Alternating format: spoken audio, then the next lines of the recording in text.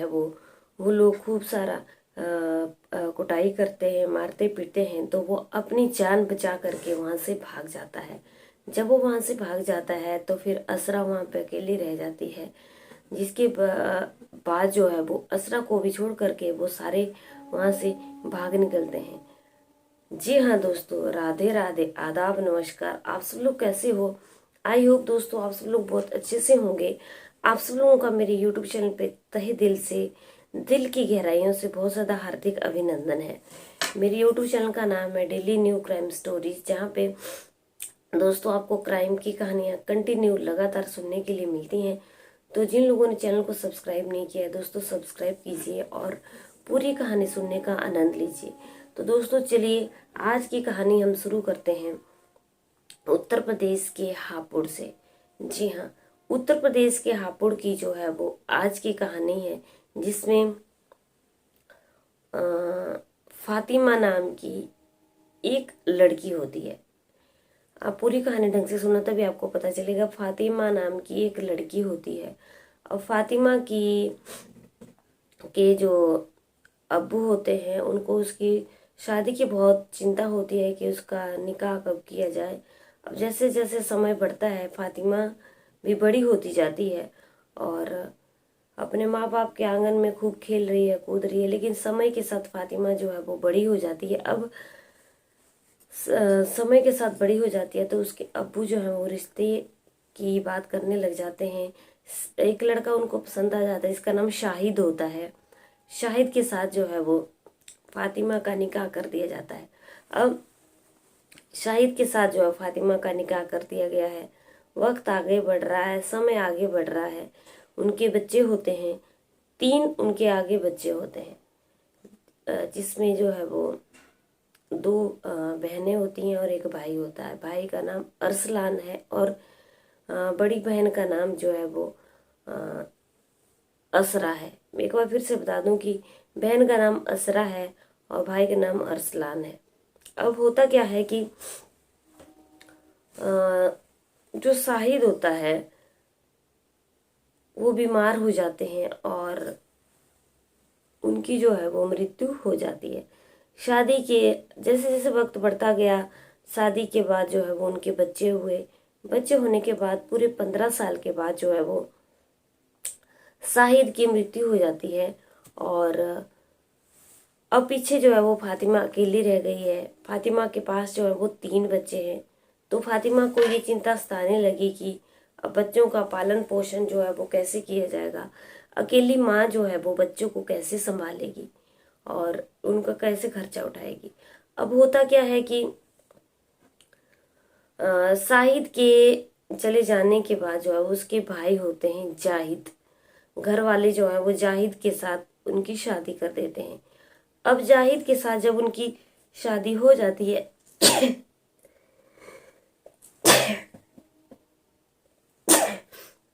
Sorry दोस्तों।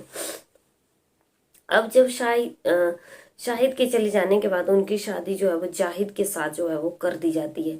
जाहिद के साथ जो है वो दोस्तों जब शादी होती है तो फातिमा जो है वो जाहिद के बेटे गोलू को जन्म देती है। अब जब गोलू को जन्म देती है तो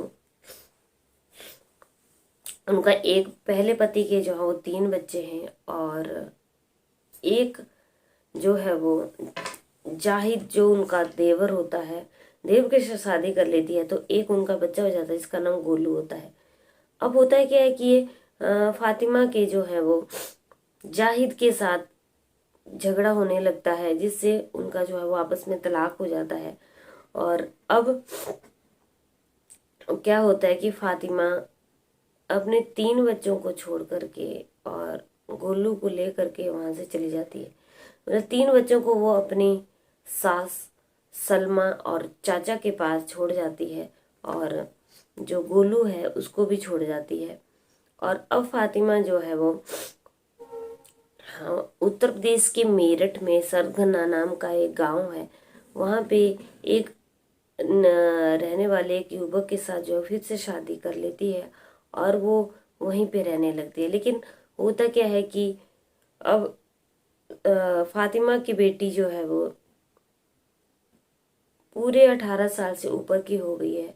और जो उनकी बेटी अरसलान है, अब क्या होता है कि वो पीछे अपनी दादी के पास और अपनी चाचाओं के पास पीछे रह रही है, लेकिन साथ में उसका भाई जो है वो अरसलान भी रह रहा है। अब असरा जो है वो अपने भाई अरसलान, दादी, चाचा के पास जो वो पीछे रह रही है। होता क्या है कि बीच में जो है वो जो उसकी माँ होती है, माँ के साथ भी उसके कांटेक्ट होते हैं और वो माँ के साथ भी कंटिन्यू लगातार बात करती ही रहती है। अब बीच में क्या हो जाता है कि असरा जो है वो उसका किसी लड़के के साथ फोन पे बातचीत होती रहती है और उसका उस लड़के के साथ जो है प्रेम प्रसंग चल जाता है। लड़का जो है वो, बता दूं कि लड़का मेरठ का रहने वाला है और असरा की उस लड़के से बात होती रहती है। इस बात का उसकी जो माँ होती है, जो अब किसी और के साथ जिनका निकाह हो गया है, उनके साथ रह रही है, उनकी माँ फातिमा को भी ये सारी बात पता होती है। जो उसका भाई अरसलान है उसको भी ये सारी बातें पता होती है। उन दोनों की मर्जी से ही वो उस युवक से बातें करती हैं।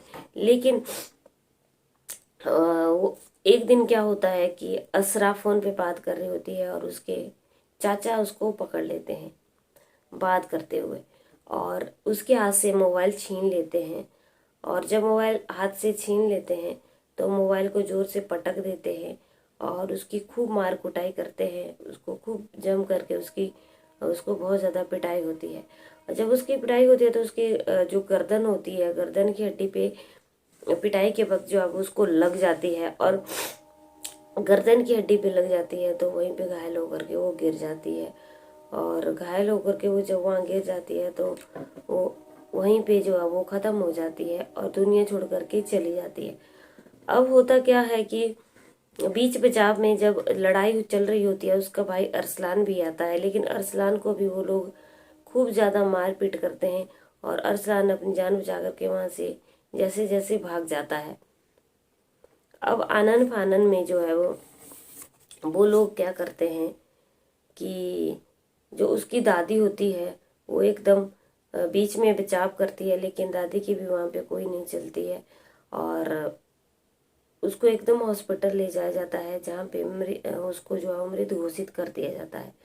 अब असरा जो है वो इस दुनिया को छोड़ के चली गई है और पीछे क्या होता है कि जो उसके चाचा होते हैं वो उसकी जब उसकी पिटाई हो रही होती है तो उसकी गर्दन के ऊपर जो है वो निशान बना लेते हैं कि ताकि पुलिस को ये पता चले कि उसने जो है वो कुछ गलत कदम उठा लिया है। अब क्या होता है कि पुलिस दादी जो है वो, उसकी दादी का नाम सलमा है, दादी अपनी पोती के लिए जो है वो पुलिस में बयान दे देती है कि उसके चाचा ने उसके साथ मारपीट की हुई है।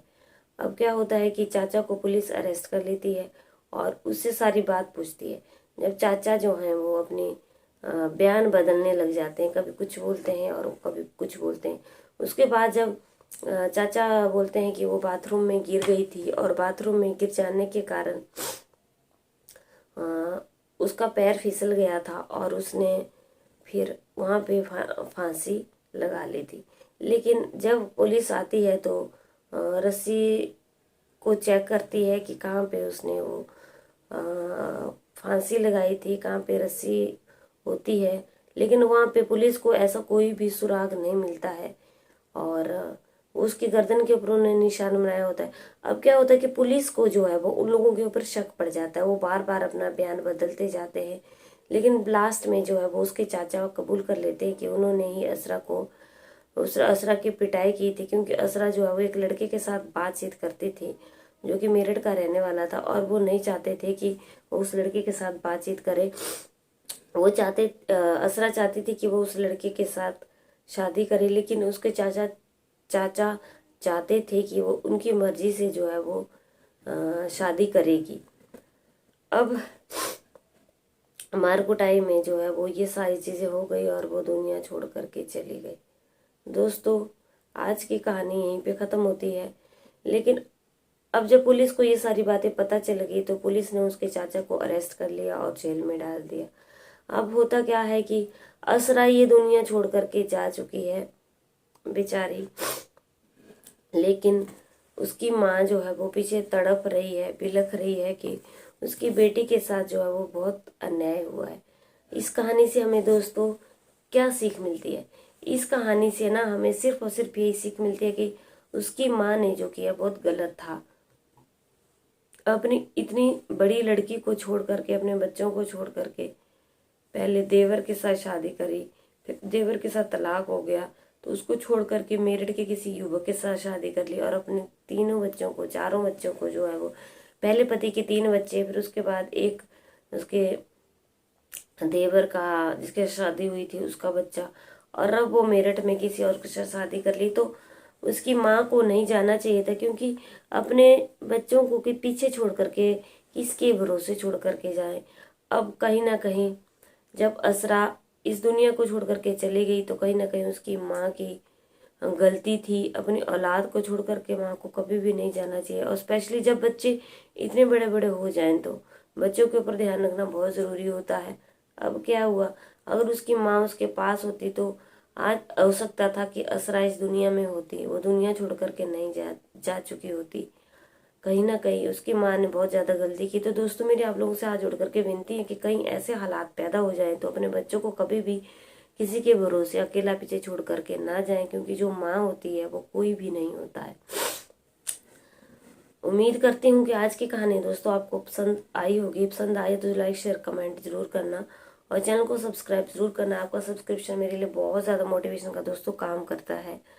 और मेरा आप लोगों को दोस्तों कहानी सुनाने का सिर्फ यही उद्देश्य है कि हमारे इधर उधर जो है वो घटनाएं घट रही हैं, जो कहानियाँ बन रही हैं उनको मैं आप लोगों के सामने लाऊं और उजागर कर सकूं। तो चलिए कल की कहानी में आप लोगों से फिर से मिलते हैं और आप लोगों से फिर से मुलाकात होती है। तब तक बने रहिए मेरे चैनल पे। जय हिंद, जय भारत।